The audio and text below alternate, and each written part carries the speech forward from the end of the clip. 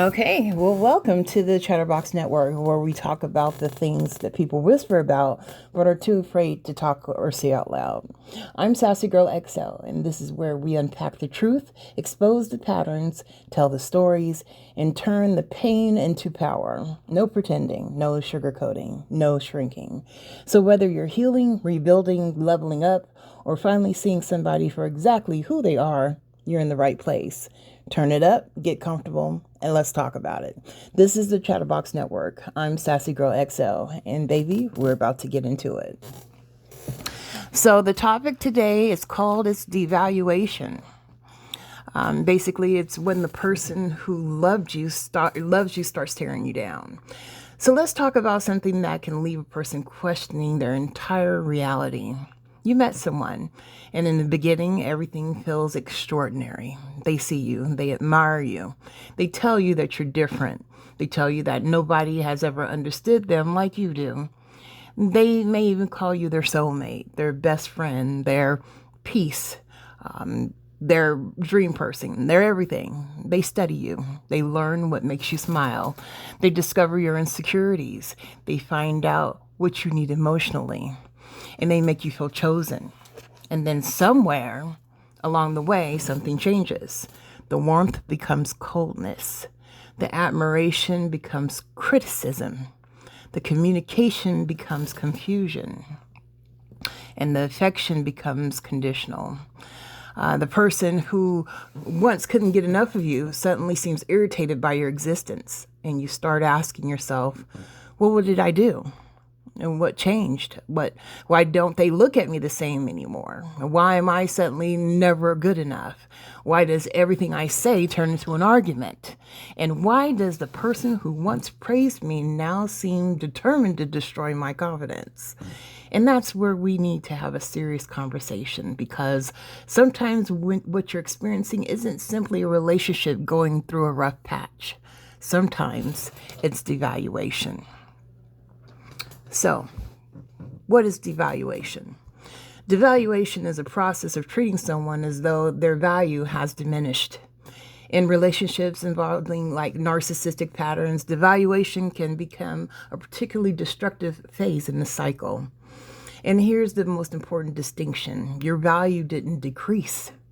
The way the other person is treating you has changed. Those are two completely different things. Listen. You could be the exact same person you were when someone was telling you that you were beautiful, intelligent, talented, amazing, irresistible, unforgettable, and unlike anyone that they've ever met. And you haven't suddenly become less beautiful. You haven't suddenly become less intelligent. You haven't even suddenly become less worthy. But someone may begin behaving as though you have. That's the trap. Because human beings naturally interpret changes in someone's behavior as information about ourselves. If someone loves us, we think they must see something wonderful in me. If somebody suddenly rejects us, we often think, well, they must have discovered something terrible about me. But this is the hook.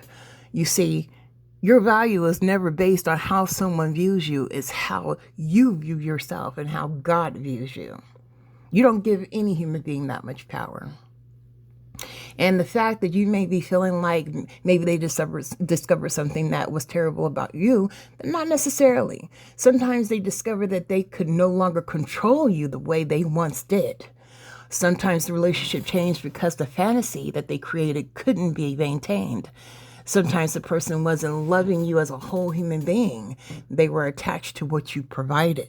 Your attention, your admiration, your availability, your emotional labor, your validation, your resources, your stability, your loyalty, your forgiveness, your willingness to keep trying, things like that.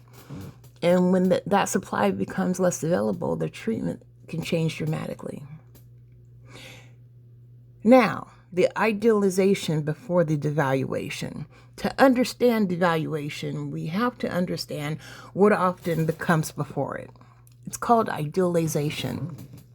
Idealization can feel intoxicating. You may feel like you finally met someone who understands you completely. They may shower you with attention. They may communicate constantly. They make you, it's like they make enormous promises. They may mirror your interests. What you into, they into. They on whatever you're on, you know? There's no separation. They may tell you things that you've always wanted to hear. They may make relationship feel bigger than life. And it's because it feels so powerful that you may become emotionally invested very quickly. You begin building a future around the relationship. You trust this person. You become vulnerable. Your guard is completely down. You reveal your history. You tell them your fears. You explain your wounds. You show them your soft places. And most importantly, vulnerability creates intimacy, but it could also expose your emotional pressure points to someone who doesn't have your best interests at heart. So once they know what hurts you, they know exactly where to push. That's when the relationship can become dangerous emotionally, because a person who once used your vulnerabilities to make you feel understood can later use those same vulnerabilities against you. It happened to me. Motherfucker did shit to me. I was like, ain't this something? And it's like you almost can see it coming after you've been through the cycle over and over. But basically, the compliment becomes an insult. The private confession becomes ammunition. Hear me. The insecurity becomes a weapon. And the thing that you told them in confidence becomes something that they throw in your face during the argument. And suddenly you're thinking, I told this person how to love me. Why are they using this information to hurt me?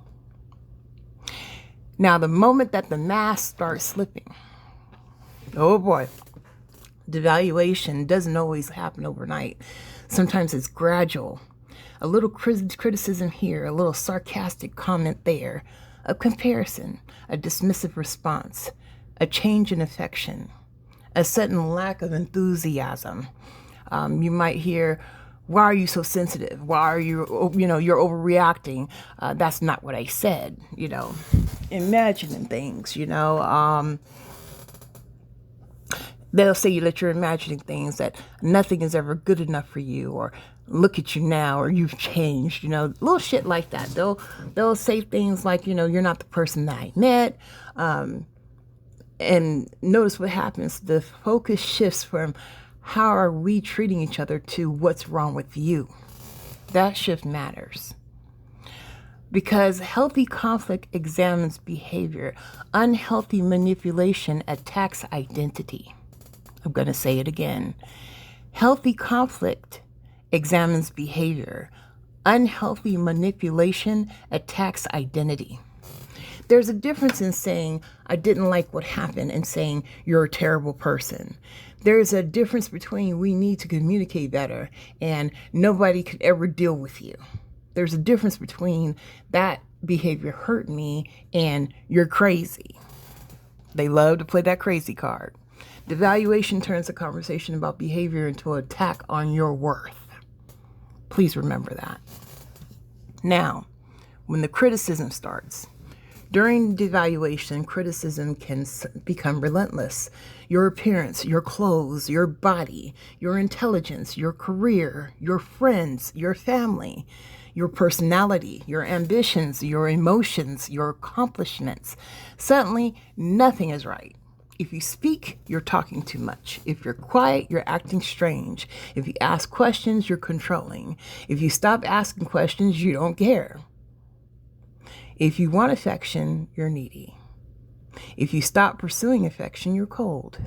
If you express anger, you're unstable. If you don't react, you're emotionless. Cold fish. Do you see the impossible position? The rules keep changing. And when the rules keep changing, you can't win. That's because the objective isn't always resolution. The objective isn't always resolution. Sometimes the objective is control. And the other person can see you constantly trying to prove yourself. They keep you psychologically engaged when they see you constantly chasing rabbit hole, basically. Now you spend your energy asking, how can I make this better? How can I make them happy? How can I change? What did I do wrong? And meanwhile, you're slowly abandoning yourself. That's how you lose yourself. Now, why devaluation messes with your mind? Now, this is one of the most damaging parts. Devaluation doesn't simply hurt your feelings. It can affect the way you perceive yourself. Imagine hearing criticism every single day. Eventually, some of that criticism starts becoming your internal voice. You look in the mirror and you hear their voice. You make a decision and hear their criticism. You accomplish something and immediately wonder whether it's good enough. You meet someone new and wonder whether they'll eventually discover that you're supposedly too much. Are they going to think I'm too much? You become afraid of making mistakes. You become hyper aware of your tone. You monitor your facial expressions. You see what's going on. You replay conversations. You analyze text messages. You wonder whether you should have said something differently. You start second guessing yourself. You start walking on eggshells. And here's the cruel irony.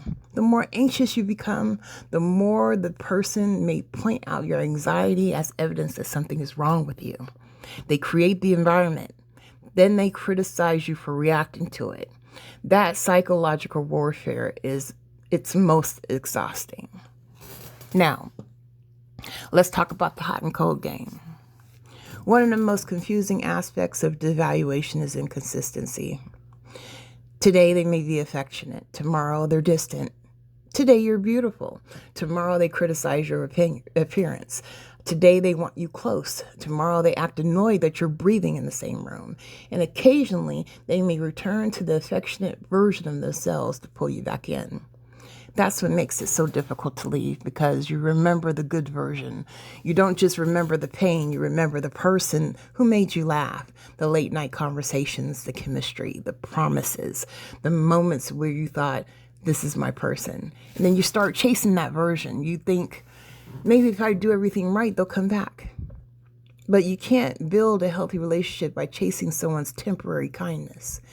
You need consistency. You need respect. You need emotional safety. You need accountability. You need reciprocity. Love cannot survive on occasional doses of affection surrounded by emotional destruction. You just can't do it. It's maddening. Now, comparison as a weapon. Devaluation can also involve comparison.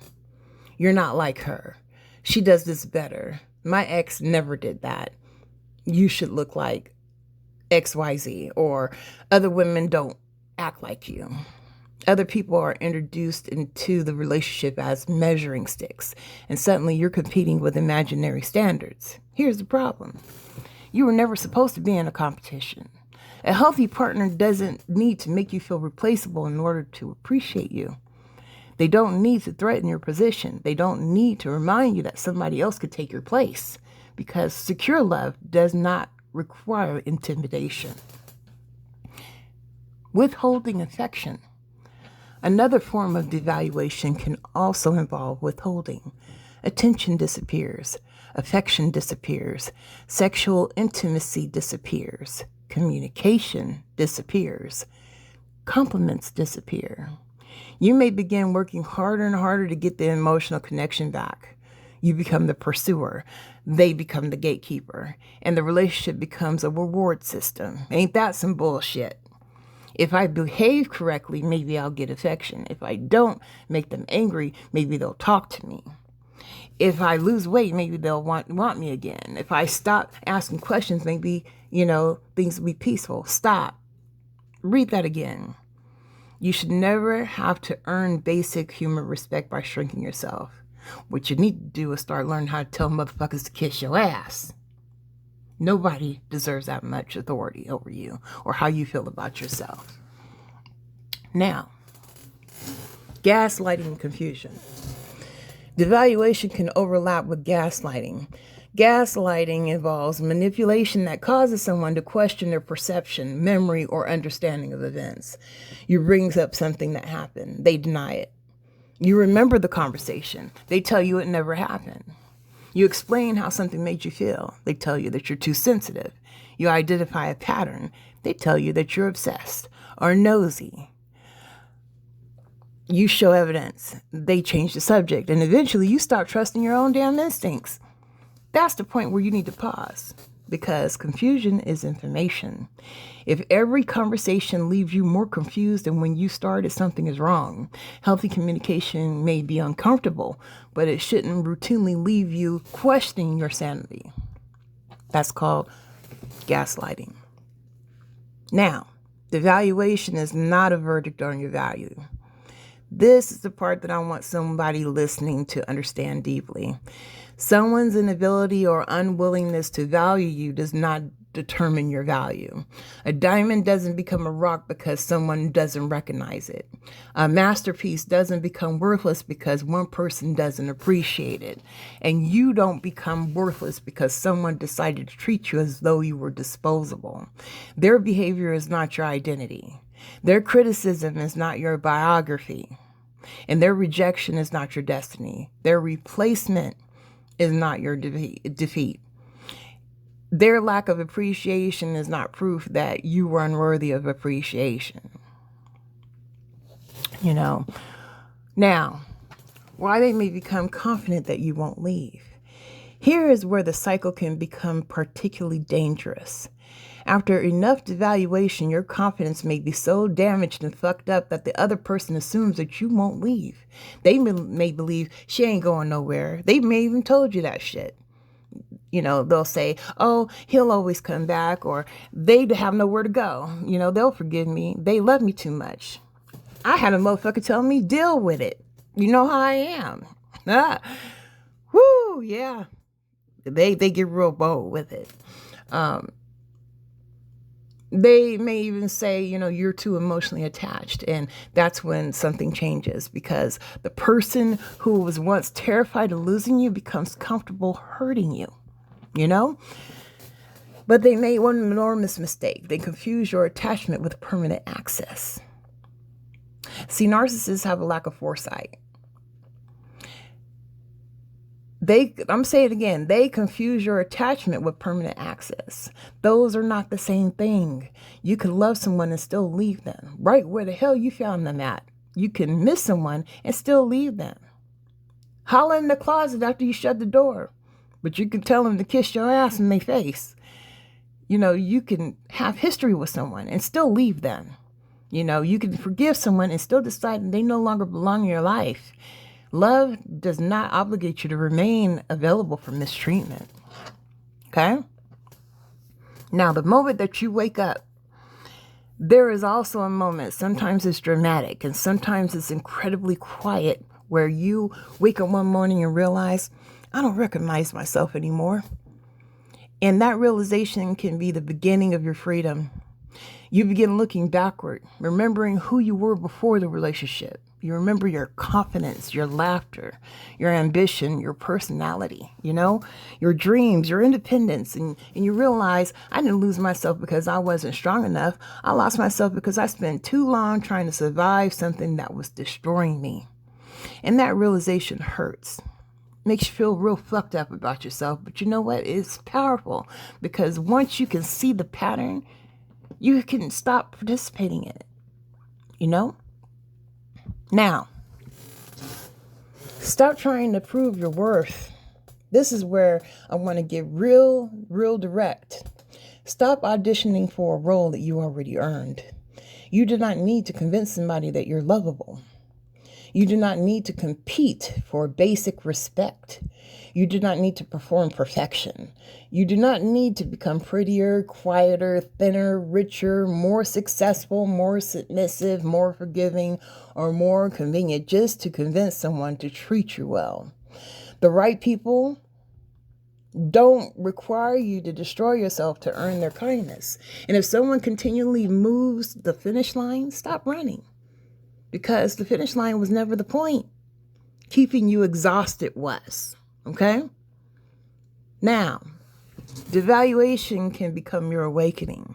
Here's the twist that nobody talks about enough. The experience that was supposed to destroy you can become the experience that introduces you to yourself. You learn boundaries. You learn discernment. You learn to trust your instincts. You learn that chemistry isn't compatibility. You learn that intensity isn't intimacy. You learn that apologies without changed behavior aren't transformation. And you learn that promises are not proof. You learn that potential isn't a relationship. And you also learn that somebody can desperately want access to you without genuinely valuing you. And most importantly, you learn that you could survive losing somebody that you thought you couldn't live without. Okay? Now, the day that you stop chasing, there comes a point where you stop explaining. You stop defending. You stop begging. You stop negotiating. You just be damn tired, you know? And you stop trying to convince someone to see your heart. You start responding to every provocation.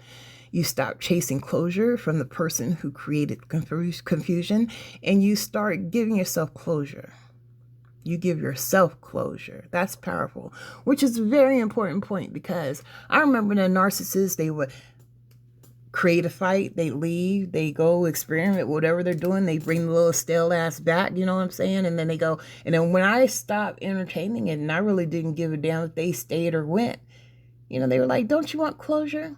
I like closure. See, it's a hook to pull you back. They know that you want closure. That's why when they leave things unresolved. So that door is open. Sometimes you just got to get up and shut the door your damn self. And when they were saying, oh, well, I like closure. Closure is good. Don't you want closure? I think we need to talk. And I said, you know what? Sometimes off the top of my head, I was just like, you know what? Sometimes the only closure you need is to know that you were dealing with the wrong motherfucker. And they were speechless. And I was speechless because I was like, woo, where did that come from? But, you know, when you come to that awakening, you just get tired.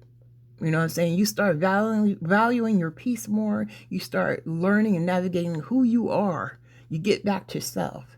And when you get back to self, someone else's approval doesn't matter anymore. You know, and that's powerful, because closure doesn't always come from an apology. Sometimes closure is, I finally understand what happened. Sometimes closure is, I don't need you to admit that you did what you did for me to know what, or what you did for me to know what I experienced. Sometimes closure is, I don't need you to validate my reality anymore. And sometimes closure is just simply, I'm done. Now, the real payback.